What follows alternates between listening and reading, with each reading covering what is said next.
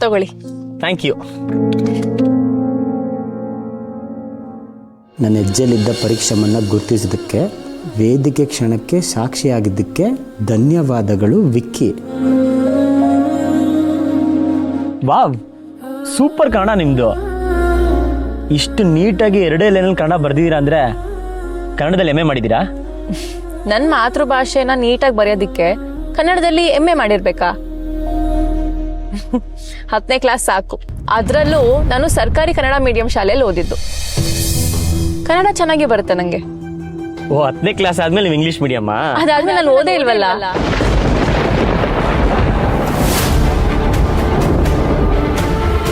ನೀವು 10ನೇ ಕ್ಲಾಸ್ವರೆಗೂ ಅಷ್ಟೇ ಓದಿರೋದಾ?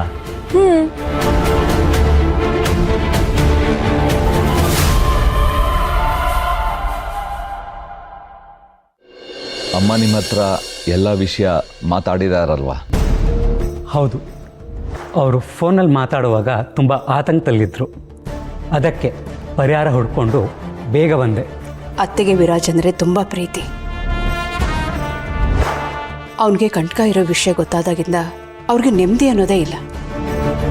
ನೀವಾಗಲೇ ಹೇಳಿರೋ ಹಾಗೆ ಕಂಟಕಕ್ಕೆ ಪರಿಹಾರವಾಗಿ ವಿರಾಜಿಗೆ ಮದುವೆ ಮಾಡಿಸೋದೇ ಸರಿ ಅಂತ ನಾವು ಒಪ್ಕೊಂಡಿದ್ದೀವಿ.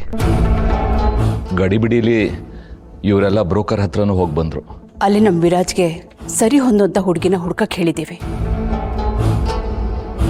ಇದರಿಂದ ಎಲ್ಲ ಸರಿ ಹೋಗುತ್ತಲ್ವಾ? ಮೊದಲು ವಿರಾಜ್ಗೆ ಮದುವೆಗೆ ಒಪ್ಸಿ. ಅವನು ಒಪ್ಬೇಕಲ್ಲ. ಮತ್ತೆ ನೀವು ಹುಡುಗಿನ ಹುಡ್ಕೋದು, ಆಮೇಲೆ ಅವ್ನು ಮತ್ತೆ ಬೇಡ ಅನ್ನೋದು ಯಾಕೆ ಬೇಕಿವೆಲ್ಲ?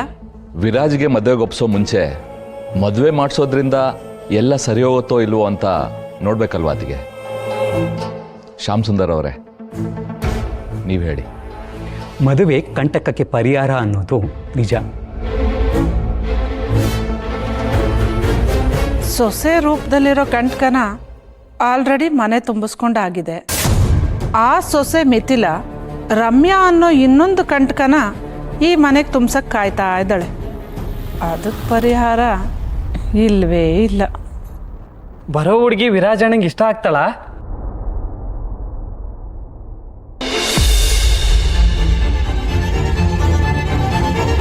ವಿರಾಜ್ ಮನಸ್ಫೂರ್ತಿಯಾಗಿ ಒಪ್ಪಿದ್ರೆ ಮಾತ್ರ ಈ ಮದುವೆ ಆಗೋದು.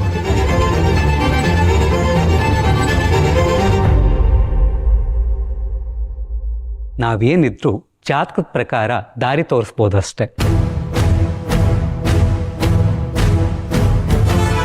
ಕೊನೆ ನಿರ್ಧಾರ ಅವಂದೇ ಆಗಿರಬೇಕು.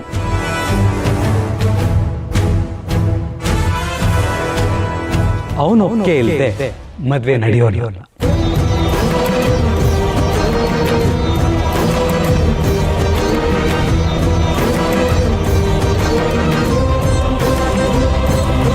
ಹಾಗಾದ್ರೆ ಅವನ ಜಾತಕದ ಪ್ರಕಾರ ಎಂಥ ಹುಡುಗಿನ ಹುಡುಕ್ಬೇಕು? ವಿರಾಜ್ ಭವಿಷ್ಯ, ಈ ಮನೆ ಭವಿಷ್ಯ ಒಂದಕ್ಕೊಂದು ಕೂಡಿದೆ. ಬರೋಳು ಈ ಮನೆ ಒಗ್ಗಟ್ಟನ್ನ, ಮನಸ್ಸುಗಳನ್ನ ಕಾಪಾಡೋದು ಅಷ್ಟೇ ಮುಖ್ಯ. ಪರಸ್ಪರ ಒಬ್ರು ಸಮಸ್ಯೆಗೊಬ್ರು ಹೆಗ್ಲಾಗಿ ನಿಲ್ಲೋ ಆಗಿರ್ಬೇಕು. ಅವನ ಮನಸ್ಸು ಅವಳಿಗೋಸ್ಕರ ಮಿಡಿಯೋಷ್ಟು ಆಪ್ತ ಅನ್ನಿಸ್ಬೇಕು. ಈ ಎಲ್ಲ ಕ್ವಾಲಿಟಿ ಇರೋ ಹುಡುಗಿ ಇದಳ ಗುರುಜಿ? ಇದ್ರೂ ಅಂತ ಹುಡುಗಿ ನಮಗೆ ಸಿಗ್ತಾಳ?